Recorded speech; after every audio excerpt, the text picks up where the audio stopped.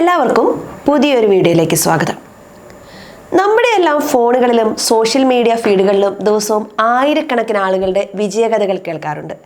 ഒരാൾ പരാജയങ്ങളിൽ നിന്ന് ഉയർത്തെഴുന്നേറ്റ് വലിയ വിജയം നേടിയ കഥ, ഒന്നുമില്ലായ്മയിൽ നിന്ന് കോടീശ്വരനായ കഥ, ഒറ്റ രാത്രി കൊണ്ട് പ്രശസ്തനായ ഒരാളുടെ കഥ. ഇത്തരം കഥകൾ നിങ്ങളെ പ്രചോദിപ്പിക്കാൻ സാധ്യതയുള്ളതാണ്.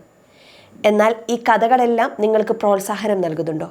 അതോ നിങ്ങളെ നിരുത്സാഹപ്പെടുത്തുകയാണോ? നിരാശയിലേക്ക് നയിക്കുകയാണോ? നമ്മളെ നിരുത്സാഹപ്പെടുത്തുകയാണെങ്കിൽ നമ്മൾ അത്തരം കഥകൾ കണ്ടതുകൊണ്ട് ജീവിതത്തിൽ രക്ഷപ്പെടില്ല. നമ്മൾ കാണുന്ന വിജയകഥകളിൽ ഏറ്റവും വലിയ ഒരു പ്രശ്നം എന്ന് പറയുന്നത് അത് മുഴുവൻ സത്യത്തെയും കാണിക്കുന്നില്ല എന്നതാണ്.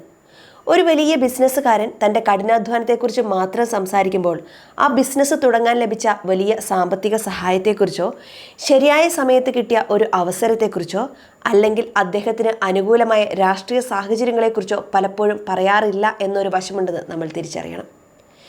വിജയത്തിന് പിന്നിൽ ഭാഗ്യത്തിനും ശരിയായ സമയത്തിനും ഒരുപാട് സാഹചര്യങ്ങൾക്ക് വലിയ പങ്കുണ്ട്.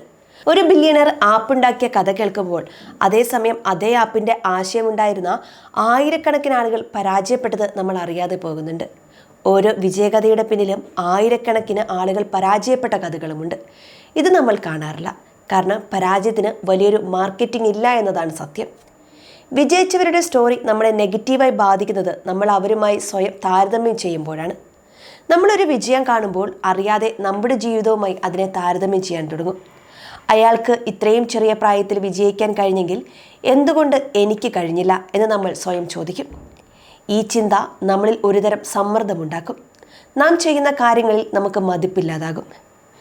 ഓരോ വ്യക്തിയുടെയും യാത്ര വ്യത്യസ്തമാണ്. നമ്മുടെ ലക്ഷ്യങ്ങൾ, കഴിവുകൾ, സാഹചര്യങ്ങൾ എന്നിവയെല്ലാം വേറെയാണ്. അപ്പോൾ മറ്റൊരാളുടെ വിജയവുമായി നമ്മുടെ ജീവിതത്തെ താരതമ്യം ചെയ്യുന്നത് തികച്ചും അർത്ഥശൂന്യമായ കാര്യമാണെന്ന് നമ്മൾ തിരിച്ചറിയണം.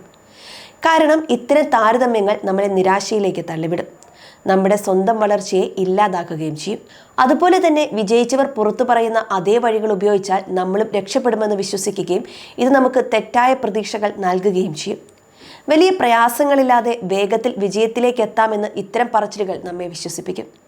എന്നാൽ യാഥാർത്ഥ്യം അതായിരിക്കണമെന്നില്ല. ഏതൊരു വലിയ വിജയത്തിന് പിന്നിൽ വർഷങ്ങളുടെ കഠിനാധ്വാനം, പരാജയങ്ങൾ, നിരാശകൾ, തിരിച്ചടികൾ എന്നിവയുണ്ട്. എന്നാൽ ചിലരുടെ സ്റ്റോറീസിൽ ഈ കഷ്ടപ്പാടുകളുടെ ഭാഗം എഡിറ്റ് ചെയ്ത് മാറ്റിക്കളയും.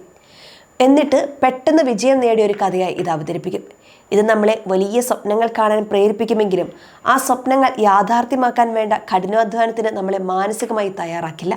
അതുകൊണ്ട് വിജയിച്ചവരുടെ പിന്നാലെ പോകാതെ നമുക്ക് നമ്മളിൽ തന്നെ വിശ്വസിക്കാൻ സാധിക്കണം. കൂടാതെ ലക്ഷ്യത്തിനായി പോരാടാൻ മാനസികമായും ശാരീരികമായും തയ്യാറെടുക്കണം.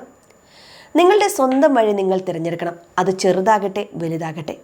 മറ്റൊരാളുടെ യാത്രയെക്കുറിച്ച് ചിന്തിച്ച് നിങ്ങളുടെ സമയം കളയാതിരിക്കുക. നിങ്ങളുടെ കഴിവുകളിൽ വിശ്വസിക്കുക. നിങ്ങൾക്ക് എന്താണ് ചെയ്യാൻ കഴിയുക, എന്താണ് നിങ്ങളുടെ ലക്ഷ്യം എന്നതിനെക്കുറിച്ച് വ്യക്തമായൊരു ധാരണയുണ്ടായിരിക്കണം. നിങ്ങളുടെ ജീവിതത്തിൽ നല്ല ദിവസങ്ങളും ചീത്ത ദിവസങ്ങളുമുണ്ട്. പരാജയങ്ങളുണ്ട്, വിജയങ്ങളുണ്ട്. എല്ലാം ഈ യാത്രയുടെ ഭാഗമാണ്. അതുകൊണ്ട് മറ്റുള്ളവരുടെ വിജയങ്ങൾ ഒരു പ്രചോദനമായി മാത്രം കാണുക. നിങ്ങളുടെ വഴികാട്ടിയായി എല്ലാ കഥകളെയും കാണരുത്. നിങ്ങൾ നിങ്ങളായിരിക്കുക. നിങ്ങളുടെ യാത്ര തുടങ്ങുക.